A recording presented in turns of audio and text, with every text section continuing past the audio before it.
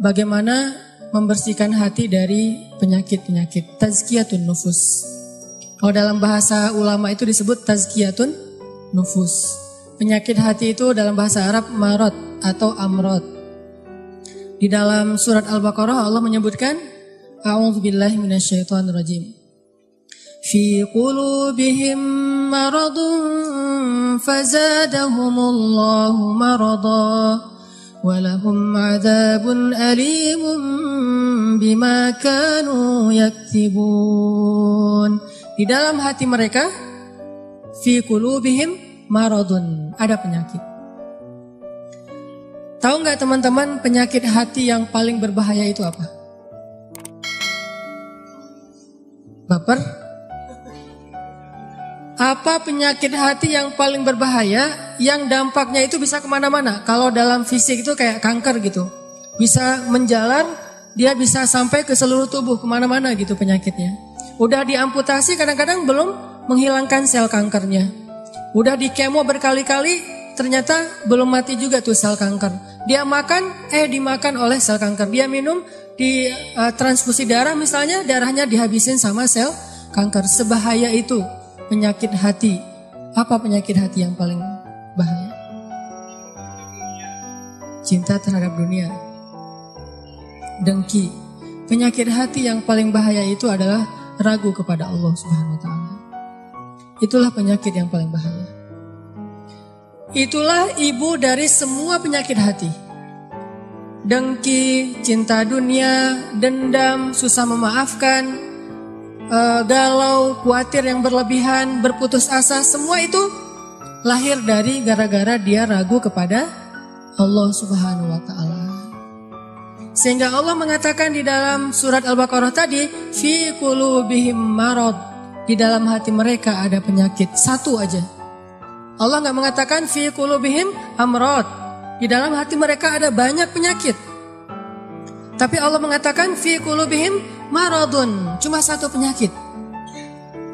Dalam sebuah konsep tafsir, dalam sebuah pandangan tafsir, marad, penyakit apa yang ada di dalam hati mereka? Padahal hatinya banyak, tapi penyakitnya sama, yaitu asyak, raib. Di dalam awal surat Al-Baqarah Allah mention kita, dzalikal kitab la raib, tidak ada keraguan. Nanti di halaman berikutnya Allah tegaskan lagi, wa in kuntum fi raibim mimma nazzalna ala abdina fa'tu bisuratin. Kalau kalian masih ragu, jadi di awal Allah sebutkan bab ragu, di halaman berikutnya ada masalah ragu, di tengah-tengah Allah katakan fi qulubihim marad. Itulah penyakitnya. Sehingga ketika orang ragu kepada Allah, dia akan banyak modusnya. Yang orang kalau ragu sama Allah banyak modus. Bahasa modus dalam surat Al-Baqarah apa? Modus itu dalam surat Al-Baqarah khida. Yukhadi'unallaha walladzina amanu wa ma yakhda'un illa anfusahum wa ma yash'urun. Mereka pakai banyak modus untuk mengelabui Allah Subhanahu wa taala dan orang yang beriman. Padahal mereka hanya membohongi diri mereka sendiri. Penyakitnya karena ragu sama Allah Subhanahu wa taala. Ragu tentang apa? Ragu tentang kebesaran Allah Subhanahu wa taala. Bahwa Allah Maha Kuasa, makanya dia menjadi orang yang gampang khawatir. Khawatir muncul karena dia nggak yakin kepada kekuasaan Allah Subhanahu wa taala. Kalau dia yakin kepada kekuasaan Allah, begitu ada masalah, dia tinggal katakan hasbi Allah, cukup buat saya Allah. Kalau dia yakin kepada Allah, lalu ada masalah, dia hanya mengatakan la haula wala quwata illa billah, maka selesai semua masalah di dalam dirinya. Walaupun mungkin masalahnya belum selesai, tapi dalam hatinya masalah itu udah selesai. Dan itu awal dari kebaikan. Jadi masalahnya adalah kita yakin gak nih sama Allah.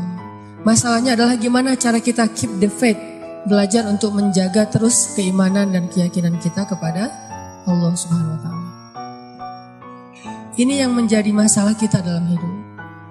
Dulu ketika Doli ditutup di Gang Doli di Surabaya, salah satu kalimat yang keluar dari teman-teman yang ada di sana apa? Kalau kami nggak boleh kayak gini, terus kami makan apa, gitu kan? Kalau kami nggak boleh kerja kayak gini, terus kami ngasih makan apa buat keluarga kami? Itu penyakitnya. Jadi bukan pekerjaannya, tetapi keyakinannya kepada Allah Subhanahu Wa Taala. Nggak mungkin, nih ya, nggak mungkin nol, nggak mungkin sama sekali ya. Ada orang yang meninggalkan sesuatu karena Allah, terus jadi terlantar dan terlunta-lunta, itu nggak mungkin sama sekali. Bukankah Allah sudah menunjukkan banyak bukti kepada kita? Siapapun yang meninggalkan sesuatu karena Allah, pasti Allah ganti dengan yang lebih baik. Musa meninggalkan Mesir karena perintah Allah, Allah ganti dengan Palestina. Ibrahim meninggalkan Irak karena Allah, Allah ganti dengan Palestina dan Mekah. Nabi Muhammad SAW meninggalkan Mekah karena Allah, Allah ganti dengan keluarga baru di Madinah. Gak mungkin ada orang yang berhijrah meninggalkan sesuatu karena Allah terus jadi terlunta-lunta, jadi susah hidupnya. Gak mungkin, gak ada ceritanya dalam sejarah. Masalahnya ketika dia meninggalkan itu, kadang Allah ngasih dia ujian kecil untuk melihat dia yakin gak sama Allah. Nah, di ujian itulah banyak orang yang patah. Banyak orang yang kemudian jadi seperti bangsa Bani Israel yang mengeluh terus bilang, duh kalau kayak gini mending saya balik lagi aja kayak dulu. Banyak orang yang ngomong kayak gini. Mending saya balik lagi aja kayak dulu. Kayaknya hidup saya yang dulu lebih mudah daripada sekarang. Itu yang dikatakan Bani Israel ketika mereka menuju ke Palestina. Ketika mereka di tengah jalan, mereka bilang, tahu kayak gini kita mending balik lagi aja ke Mesir kayak di zaman Firaun. Ternyata sama aja nasib kita di tangan Firaun dengan di tangan Musa. Kenapa? Ragu kepada Allah Subhanahu Wa Taala. Tidaklah seseorang ragu kepada Allah kecuali akan bertambah keluhan dalam hidupnya. Nih pasti nih. Tidaklah seseorang makin ragu kepada Allah kecuali bertambah banyak keluhan-keluhannya dalam hidup. Semakin dia yakin kepada Allah, semakin sedikit dia mengeluh dalam hidupnya. Semakin yakin dia kepada Allah, semakin sedikit dia mengeluh dalam hidupnya. Makanya teman-teman, masalah paling besar dalam hidup kita itu, terutama masalah hati, adalah ketika kita ragu kepada Allah Subhanahu Wa Taala. Kalau kita lagi galau tentang satu masalah, jalan keluar yang pertama yang harus teman-teman cari itu adalah Allah Subhanahu Wa Taala. Coba tanya kepada Allah, coba baca ayat-ayat Allah, gimana cara mengobati galau atau masalah di dalam hati kita. Jadi obat hati itu adalah yakin kepada Allah.